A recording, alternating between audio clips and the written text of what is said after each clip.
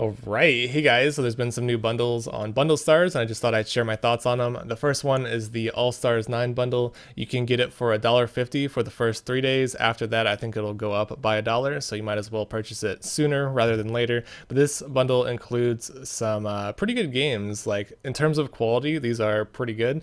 You have Of Orcs and Men, Monster Slayers, One More Dungeon, Good Robot, Shadow Blade, Force, Slightly Better Edition, Griffin Knight Epic, Gray Matter, and Zombie Vikings. So in total, that's 2, 4, 6, 8, 9 games. So yeah, 9 games for $1.50. That's a really good deal. All of these games do include Steam trading cards, and I'll just quickly go through like the Steam store just to show you a little bit of each game. I'm not too familiar with them. I haven't played any of them, but Of Orcs and Men is an RPG. Probably has quite a bit of content in it. It does have like fairly mixed reviews, so it's probably not the best game in the world, but it definitely looks interesting just off the trailer alone, and the graphics look pretty decent. Next game, Monster Slayers. This is a roguelike card game. So it's sort of like a turn-based like JRPG, but you're using cards, and it has a pretty nice graphic style. I'm sure this game is very addicting. It has 92% positive reviews, which means it's definitely a pretty good game. One More Dungeon is another roguelike. This is a like first-person dungeon crawler. These games are actually fairly enjoyable. They're very difficult, but definitely something that you can spend many hours in, considering the difficulty. But yeah, this game has very positive reviews as well. Next game, Good Robot. This is a 2D shooter or shoot 'em up. Looks fairly fun. Next game, Shadow Blade. This is a 2D platformer, adventure action platformer, I should say. Looks pretty good. It says it's fast paced, which probably means it's pretty enjoyable. And then there's Force. This is a action RPG, a co-op action RPG, so you can play with up to 4 players online. And it's kind of similar to like Diablo, where you just go through, defeat a bunch of monsters, probably some puzzles here and there, and some bosses. Definitely looking forward to playing this in the near future on this channel. Griffin Knight is another shoot 'em up. From the trailer alone, it doesn't look that great, but it does have 95% positive reviews, which probably means it's probably very well done. Looks like the boss fights are good. Art style looks good. Yeah, it looks like a fun little game. So next one, Gray Matter. This is a point-and-click adventure game. I'm not a big fan of point-and-click adventure games, but this game also has very positive reviews, so it's probably pretty good. And then last but not least, Zombie Vikings. This is a multiplayer game. Not really sure what it's about, but it looks like another co-op game where you're fighting against various enemies. There's bosses, and looks quite fun. So yeah, that's that. So that's the entire bundle, $1.50. You really can't go wrong with that. If you're missing most of the games, you might as well pick up this bundle. You could probably make like half your money back by selling the trading cards, and I'm almost like positive you'll find something to enjoy.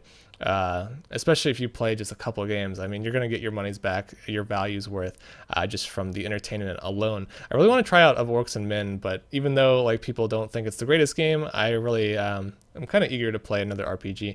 But yeah, that's pretty much it. I would say the best games are probably Of Orcs and Men, Monster Slayers, maybe One More Dungeon, Forest, and yeah, that's probably the best ones. Shadow Blade might be fun. So yeah, I'm gonna stop rambling about that. There's some other things I just wanted to quickly mention. The star deal of today is the Game of Thrones bundle, which is at $4. Do not get this confused with the Telltale Game of Thrones game. These games are actually very old. They're based on the books. There's Game of Thrones and then Game of Thrones Genesis. You can find these on Steam. But essentially, they were made before the TV show.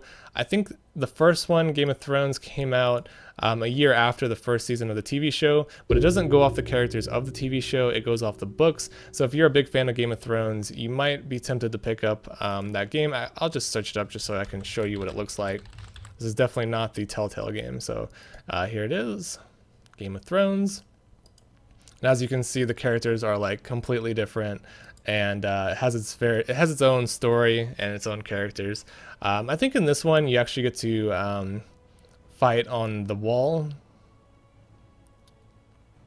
against the White Walkers. I'm not entirely sure though. I played the very beginning of it and I thought it was very boring, so keep that in mind. The other one, Game of Thrones Genesis, has very negative reviews, so there's probably something wrong with that. So this might not be the best deal in the world. And then finally, there is the Inhuman bundle. This is another repeat bundle, but the Inhuman bundle has 8 games for $2.50. None of them are like that great. They're very small games. This is a platformer. I don't know what this is. Lumini. Looks interesting. But these are some very small, like, indie games. If you're just looking to expand your library, you might find something interesting here. I would say the biggest game is Deadly Premonition, the Director's Cut. This game has a big, like, cult following. It's a game where, like, you either love it or you don't like it that much. It's a horror game with some very witty humor, and it's very, I don't know, it's very story-driven, I guess you could say. You'd have to check it out for yourself. A lot of people really love Deadly Premonition. The rest of the games, I don't know, like some platformers and some, I think there's like a 2D like action shooter here, like a retro style game. And I Want to Be Human looks kind of fun. So yeah, I just wanted to quickly mention this bundle. Nothing too great, but might as well know about it in case someone out there wants a game in here. So yeah, that's it. I would definitely encourage you guys to pick up the All Stars 9 bundle. Definitely worthwhile. $1.50 for the first 3 days. After that, it'll be probably $2.50. So thanks for watching and have a nice day.